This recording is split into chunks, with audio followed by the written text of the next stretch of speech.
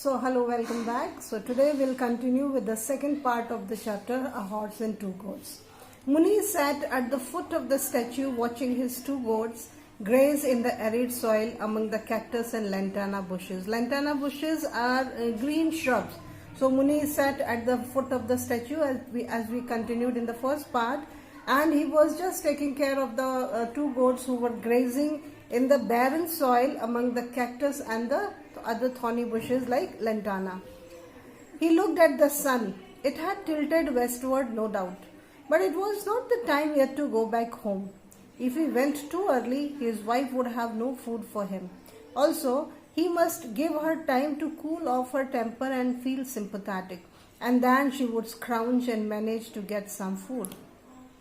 So when Muni saw that the sun was tilting down, that means it was about to set, but not yet, because his wife had warned him not to come back before the sunset. So he knew that if he goes back early, his wife would scold him. And also he wanted her to take her time so that she would feel sympathetic for him, since he had not had anything since morning. And anyhow, she would arrange or borrow or beg to get some food for him.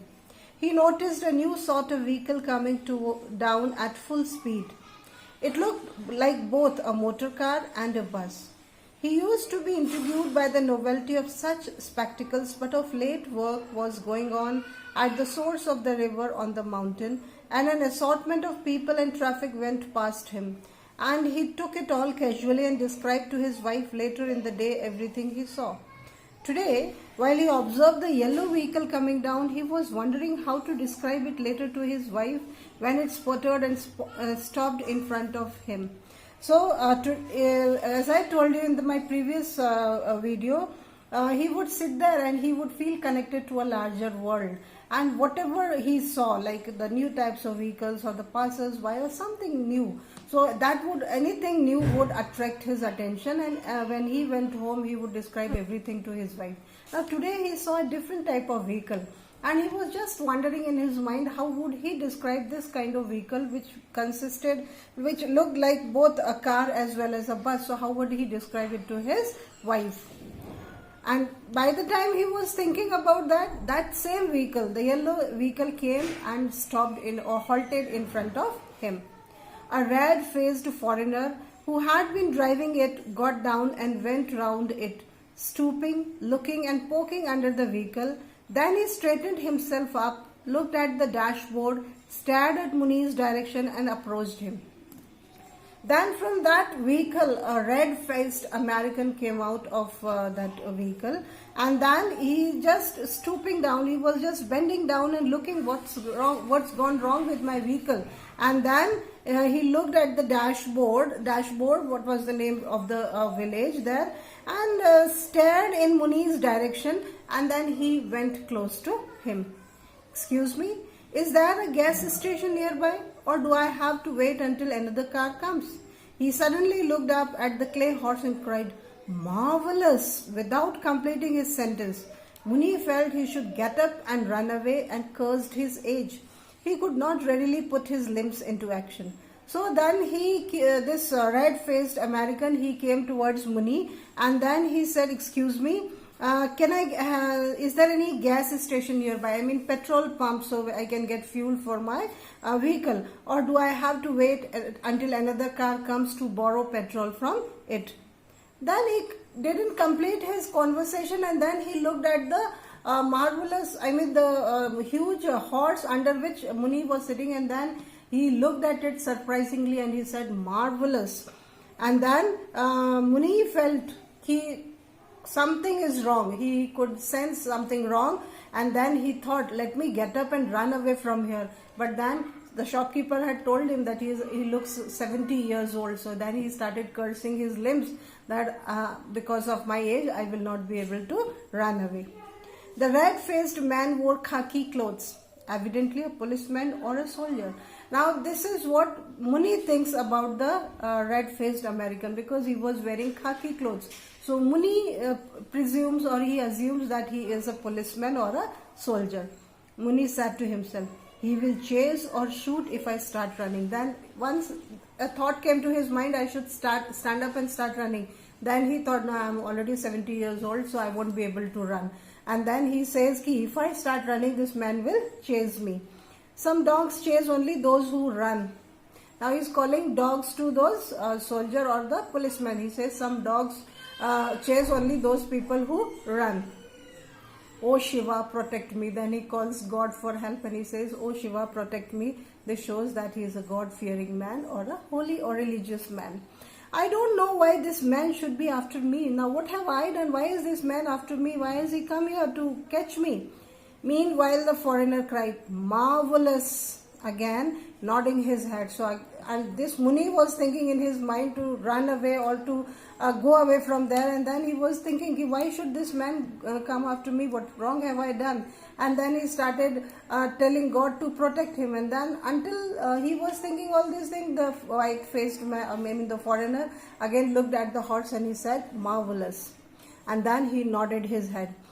He paced around the statue with his eyes fixed on it. So he looked at the statue and his eyes were fixed on it. That means he liked the statue very much and he was admiring it a lot. Muni sat frozen for a while and then fidgeted and tried to edge away. And then Muni was frozen, like he was not moving his limb. He did not move his limb. And then he tried to move his body because of nervousness, and he tried to edge away. Edge away means to run away quietly. Now the other man suddenly pressed his palms together, smiled and said, Namaste, how do you do?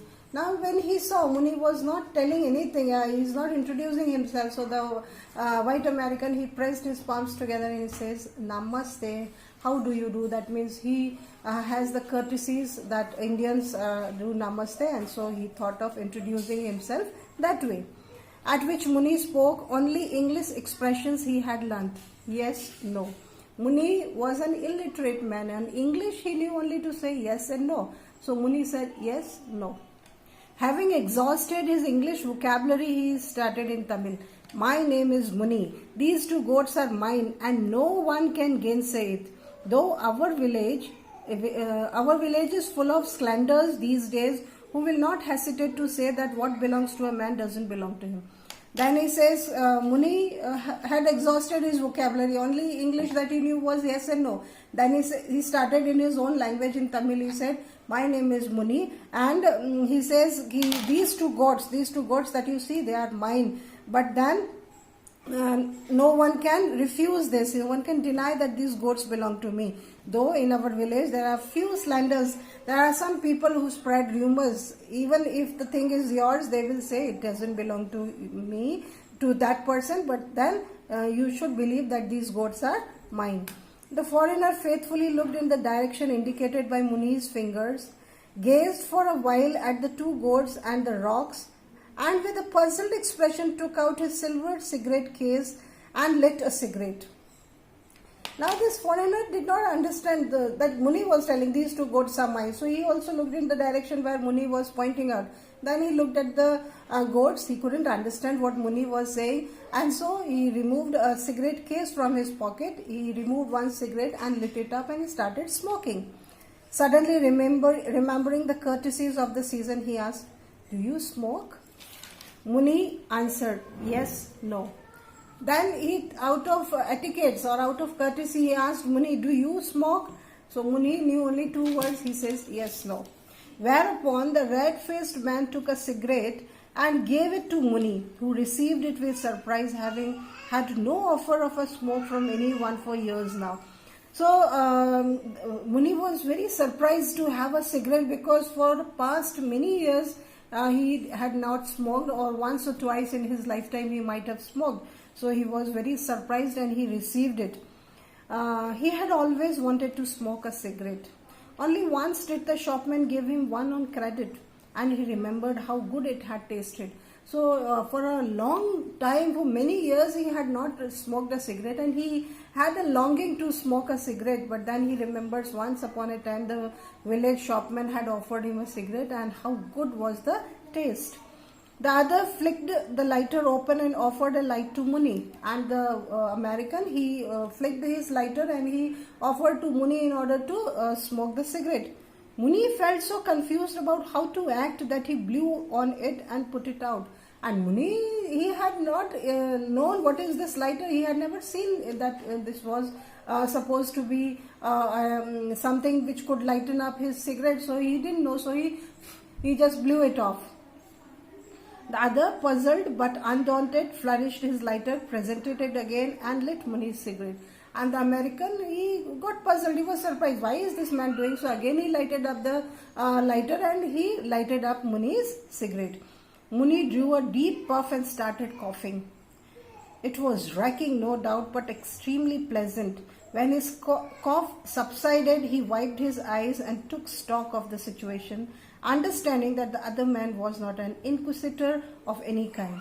So, since Muni had not smoked for a very long time, so he took a deep puff, and because of that, he started coughing. And then, after coughing for a long time, there were tears in his eyes. So, after wiping the tears from his eyes, he took hold of the situation, and he understood that this policeman, he is not a policeman. Yet in order to make sure, he remained wary. But then still he was suspicious. He was very careful. No need to run away from a man who gave him such a potent smoke. Then he thought in his mind, there is no need of running away from such a man who gave me such a potent smoke, strong and powerful smoke. His head was reeling from the effect of one of those strong American cigarettes made with roasted tobacco, and now since it was very strong, so his head was reeling. He was feeling a bit giddy because the cigarette was made out of roasted tobacco. The man said, "I come from New York," took out a wallet from his hip pocket and presented his card. So this policeman, he again continued with the conversation. He removed his wallet from his hip pocket, and from that he removed a card and presented it or offered to Muni. He says, "I come from New York." Muni shrank away from the card. Muni thought he was suspicious, so he shrank away from the card. Perhaps he was trying to present a warrant and arrest him. I think he is a policeman and he is showing me this arrest warrant, and he wants to arrest me. Beware of khaki. One part of his mind warned. So his mind warned him to be careful of this man who is wearing khaki. That means a policeman. Take all the cigarettes or whatever is offered, but don't get caught. So he was telling himself, if he is offering you cigarette or anything else, take it, but then don't get caught. Beware of khaki. He wished he weren't 70 as the shopman had said. At 70, one didn't run but surrendered to whatever came. He could only ward off trouble by talk. So he went on, all in the chaste of Tamil, for which Kritam is famous. So he cursed his age, but then he said, "Be careful, you just make this man understand that I have done no wrong." So he started talking in Tamil. He said, "Before God, Sir Bhagwan, who sees everything, I tell you, sir, that we know nothing of the case." Now he started talking of something else which the American was not knowing. So he says, "In the name of God, I swear in the name of God, in the name of Bhagwan, I tell you that I do not know anything about the murder or the case. If the murder was committed, whoever did it will not escape. And if the murder was committed, whoever has committed this murder will not escape, believe me. Bhagwan is all seeing." So see how religious he is, or how God-fearing man he is. He says, Bhagwan is all seeing. God sees everything. Don't ask me about it. I know nothing. But you please don't ask me anything about related to the murder, because I do not know anything about regarding the murder.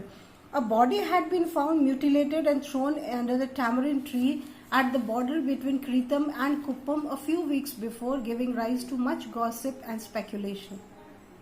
So he says one body was found mutilated मतलब disfigured very badly, बुरी तरीके से उसको पहचानना मुश्किल था, lying under a tamarind tree, इमली के पेड़ के नीचे, at the border between Kritam and Kuppam. So Kritam is a village in Tamil Nadu, so maybe an adjoining village to Kritam. And he says a few weeks ago it was found here, and then there was lots of rumors and gossip and guess about who might have committed that deed. Muni added an explanation. Anything is possible there. People over there will stop at nothing. The foreigner nodded his head and listened courteously, though he understood nothing. So he was talking about the next village and says, people there will do anything and will talk anything. And the foreigner was not able to understand, but he was simply nodding his head, trying to show that he was understanding everything that Muni spoke. I'm sure you know when this horse was made, said the red man and smiled ingratitudingly. Ingratitudingly means not approving. So he didn't understand what Muni said because there was a lot of communication gap. He spoke in English and Muni spoke in Tamil. So then he looked at the horse and he says, I'm sure you might be knowing when this horse was made. Muni reacted to the relaxed atmosphere by smiling himself and pleaded, please go away, sir. I know nothing. I promise we will hold him for you if we see any bad character around, and we will bury him up to his neck in a coconut pit if he tries to escape. But our village has always had a clean record. Must definitely be the other village. So Muni continued and he says, he smiled and says, sir, you please go away from here. I know nothing about this case, and I promise if we find the murderer, we will try to bury him until this much in his in the coconut pit, and then our village people are very good. We have a very clean record. There are no murderers. Must be somebody else from the other village. Now, what was the discussion and what was he talking? Now the red-faced man implored, please, please, I will speak slowly. Please try to understand me. Can't you understand even a simple word of English? Everyone in this country seems to know English. I have gotten along with English everywhere in this country, but you don't speak it. Have you any religious or spiritual scruples against English speech? Now the red man asked something with great emotion. He says, please, please, now listen to me carefully. I'll try to speak very slowly. Can't you even understand a single word of English? Here in this country, everyone seems to be understanding English. So have you any religious objection or any spiritual doubt against speaking English? Why don't you speak English? Muni made some indistinct sounds in his throat and shook his head. Some sound in his throat. Encouraged, the other went on to explain at length, uttering each syllable with care and deliberation. So the American spoke very, very clearly each and every word. Presently he sidled over and took a seat beside the old man, explaining, you see, last August we probably had the hottest summer in history. And I was working in shirt sleeves in my office on the 40th floor of the Empire State Building. We had a power failure one day, and there I was stuck for 4 hours, no elevator, no air conditioning, all the way in the train. I kept thinking, and the minute I reached home in Connecticut, I told my wife Ruth, we will visit India this winter. It's time to look at other civilizations. So he means to say that once it happened, so this year they had experienced the hottest summer in the entire life. So he was working on the 40th floor in the Empire State, which is in New York, and there was a power cut or a failure, power supply failure they had experienced. And he says that I was on the 40th floor for 4 hours without air condition, and the elevator was not working, and he had a very bad experience. So he told his wife Ruth that we should go and just find out about other civilizations also. So he thought while he was returning back, he decided that we should travel in India and find out about other civilizations. Now look at the contrast. This man, without AC, without elevator for 4 hours, he was tired. That means all his life he had been a luxurious and a comfortable life, whereas Muni in his life had never seen any air condition. Next day, she called the travel agent first thing and told him to fix it. And so here I am. And then he says the next day, my wife Ruth, she called a travel agent and she fixed a ticket for India, and therefore I am in India. Then he says, Ruth came with me, but she is staying at Srinagar, and I am the one doing the rounds and joining her later. Now he says, Ruth came with me to India, but she is in Srinagar, and I am the one Srinagar in the north and I am in the south. So I am the one who is taking rounds and then I join her later on. Muni looked reflective at the end of the long oration and said rather feebly, yes, no, as a concession to the other's language, and went on in Tamil. When I was this high, he indicated a foot high, I had heard my uncle say. Muni couldn't understand anything. So then Muni said yes, no, as if he wanted to say, I have understood what you say. And then he thought he is asking me about something else. So he said, when I was this high, and my uncle said, and then before he could complete his conversation, no one can tell what he was planning to say, as the other interrupted him at this stage and asked, boy, what is the secret of your teeth? How old are you? So now the American is asking, before he could complete, Muni could complete his conversation, the American asked, boy, what is the secret of your teeth? How old are you? So that means his wife had told him, you've got only 4 teeth left in your jaw. So now again this American is also asking him the same question. Muni forgot what he had started to say and remarked, sometimes we too lose our cattle. Now he forgot about his length when he was so young and so tall and all that, and then he forgot what this American had said, so he forgot the the conversation. Then he started with something else. He says, sometimes we too lose our cattle. So हमारे भी कभी कभी जानवर गायब हो जाते. Jackals or cheetah may sometimes carry them off, but sometimes it is just theft from over in the next village, and then we will know who has done it. A priest at the temple can see the camphor flame, in the camphor flame the face of the thief, and when he is caught, he gestured with his hands a perfect mincing of meat. So he says ki sometimes we also get our cattle lost, sometimes cheetah and jackals come and eat them away, sometimes they are being stolen by the thieves. So maybe when he was a prosperous man, when he had a number of 40 sheep and flocks, only now 2 are left, that means maybe they are carried away by wild animals or being stolen by a thief. And then he says, but the priest in the flame of the camphor, kapoor ki light mein, he can see the face of the thief, and once he is caught, he will be minced. Mincing karna na, meat ko barik barik kaatna. So then he makes a gesture like that. The American watched his hands intently and said, I know what you mean. Chop something? Maybe I am holding you up and you want to chop wood. Where is your axe? Hand it to me and show me what to chop. I do enjoy it, just a hobby.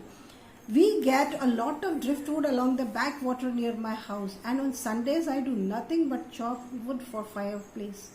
I really feel different when I watch the fire in the fireplace, although it may take all the sections of the Sunday New York Times to get a fire started. And he smiled. So, okay, I'm holding you, I'm not allowing you to do your work. So, okay, where is your axe? Give it to me and I'll chop the wood. I do it for hobby, because for burning of the firewood. So, he does it just for a hobby. Now, logs are being cut to warm him, the American. For him, the logs are being cut for cooking of the food. So, that is a difference once again. Muni felt totally confused, but decided the best thing would be to make an attempt to get away from this place. He tried to edge out, saying, must go home, and turned to go. Muni was not understanding a single thing what the foreigner was speaking. But one thing came to his mind, I should get away from here and run away. So he tried doing that once. The other seized his shoulder and said desperately, is there no one, absolutely no one here to translate for me? So when Muni was about to get up and run away, the American put his hand on his shoulder and then prevented him from running away. And then he said, is there no one here in this village who can translate my language to you so that you understand what I want to say? He looked up and down the road, which was deserted in this hot afternoon. The stranger almost pinioned Muni's back to the statue and asked, isn't this statue yours? Why don't you sell it to me? Then the stranger almost looked at Muni's back, and then he said, looked at the horse and he says, does this horse not belong to you? Why don't you sell it to me? The old man now understood the reference to the horse. thought for a second and said in his own language, I was an urchin, this high when I heard my grandfather explain this horse and warrior, and my grandfather himself was this high when he heard his grandfather, whose grandfather. So Muni, when he thought, Acha, this man is talking about the horse, so he started saying, I was an urchin. Urchin means a street boy. So I was this much high when my grandfather told me about this horse and the warrior. And when he was this high, his grandfather told. That means this is a very old statue. It's generations to generation it has been here only. The other man interrupted him. I don't want to seem to have stopped here for nothing. See, I have a reason for stopping here. I will offer you a good price for this, he said, indicating the horse. He had concluded without the least doubt that Muni owned this mud horse. Perhaps he guessed by the way he sat on its pedestal like other souvenir sellers in this country presiding over their wares. देखो, जब सब्जी वाला कुछ भी चीज, सब्जी वाला या कोई भी अपनी चीज बेचने के लिए उसके पास बैठ जाता है ना, मुनि कहाँ बैठता था? He would sit under the belly of the horse. तो उसको लगा क्राउच करके, वो सन को हार्श सन का रेज अवॉइड करने के लिए. The foreigner thought कि like other Indians, he is also the owner of this horse and therefore he must be wanting to sell it. Muni followed the man's eyes and pointing fingers and dimly understood the subject matter, and feeling relieved that the theme of the mutilated body had been abandoned, at least for some time being, said again enthusiastically, I was this high when my grandfather told me about this horse and the warrior, and my grandfather was this high when he himself. So he continued with the same conversation. I was so big when my grandfather told me about this horse. He was also this high when his grandfather told about the horse. The Tamil that Muni spoke was stimulating even as pure sound, and the foreigner listened with fascination. I wish I had my tape recorder here, he said, assuming the pleasantest expression. Your language sounds wonderful. I get a kick out of every word you utter here. He indicated his ears, but you don't have to waste your breath in sales talk. I appreciate the article, you don't have to explain its point.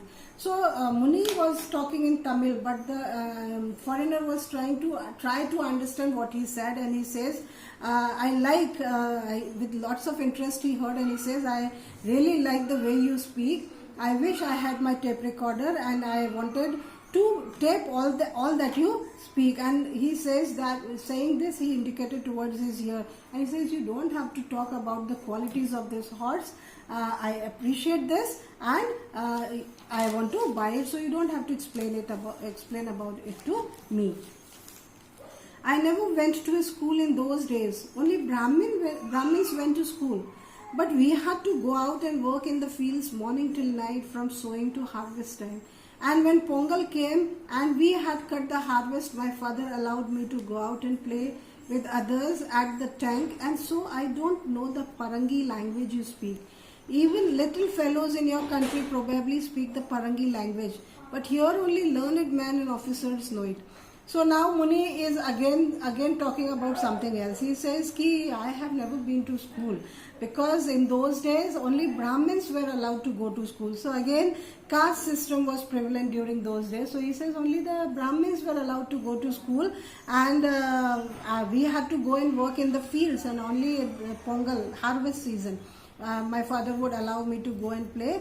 And so I don't know the Parangi language, since I have never been to school. Parangi is Firangi, English language. So here in our country, or in this part of the village, only learned people and officers know English.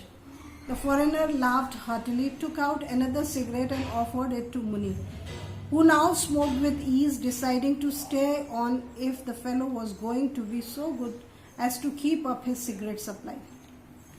Now foreigner also didn't understand anything, but he had a hearty laugh, and then he offered one more cigarette to Muni. Now Muni did not smoke it very hard as he did it in the first time. This time he smoked it with ease, and then he said, okay, until this man is going to keep on supplying me with the cigarettes, I am comfortable here, so no need of running away. The American now stood up on the pedestal in the attitude of a demonstrative lecturer and said, running his finger along some of the carved decorations around the horse's neck, speaking slowly and uttering his words syllable by syllable. Now this man, this American, stood at the pedestal of the horse, and then he was moving his finger the horse, and then he was speaking very slowly in order to emphasize each word so as Muni understands him. I could give a sales talk for this better than anyone else. This is a marvelous combination of yellow and indigo, though faded now. How do you people of this country achieve these flaming colors? And then now he's appreciating the horse and the color with which it has been painted, and he says ki although the color has faded away, but you Indians, how do you bring out such bright and marvelous colors, combination of colors? Muni, now assured that the subject was still the horse and not the dead body, said,